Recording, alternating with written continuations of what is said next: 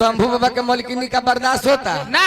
और शंभू बाबा के मलकिनी एकदम फुरहुरा खोसल आ खिसिये में मूसर उठौले बाड़ी आ पंडित जी का मुंह पर ले जाके चलावे चलावे भइल बाड़ी। पंडित जी कहे के तू कहे धाधाइल बारू ए शंभू बा, तू कहे इतना धाधाइल बारू? तो चुपी चुपी, एक अंगना में दू अंगना, हमारे अंगना में आके हमारे से बेईमानी कल के तारा संगे का बेईमानी कोई बनी शंभू बा। तो काशी बाबा के बात सुन के शंभू बाबा के मलकिनी कहता एगो खीसा मन पड़ गइल बा। आई खीसा ना है, बात साच हो। एक बार शंभू बाबा फोन कैले हमरा लगे कि ये सवलिया भाई रोज तो हमनी का कमाते बानी सन, हमरा ससुरार तहरा चले के हम कनी का समाचार बा ये शंभू भाई? तो कहले कि सवलिया भाई हमारा औरतिया 3 बहिन हियो, बड़ से हमार शादी भइल बा आ छोटकी के शादी के दिन धराइल बा, ओकरे बारात में तहरा चले के बा। आ छोटकी तो अभी सबसे छोटकी भी पढ़तिया। हम चलो अब हम शंभू बाबा चल देनी सन उनके ससुरारी। जब ससुरारी गनी सन शाम भइल, बारात चलाई, दुआरी लाग गई, बारात जवना से चल गई। गहना चढ़ावे खातिर भसुर जी आंगन में जाके गहना चढ़ा देनी। तब तक ले पंडित जी बानी आ गहना चढ़ावा के पंडित जी दूसरा जजमान की यहाँ चल गई। तब तक ले लड़का मारो में आ गई दूल्हा। और पंडित जी के खोज होता बियाह शादी करावे के, और पंडित जी बारे वो तो 3 किलोमीटर दूसरा जगह चल गई बारे।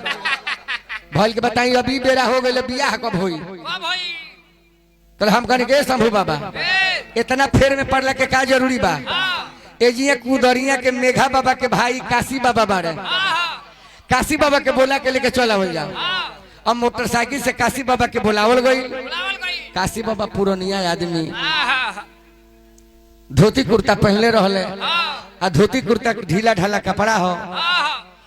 अब आंगना में जब काशी बाबा गए तो हम एगो दौड़ के कुर्सी उनका के उठा के दे देनी।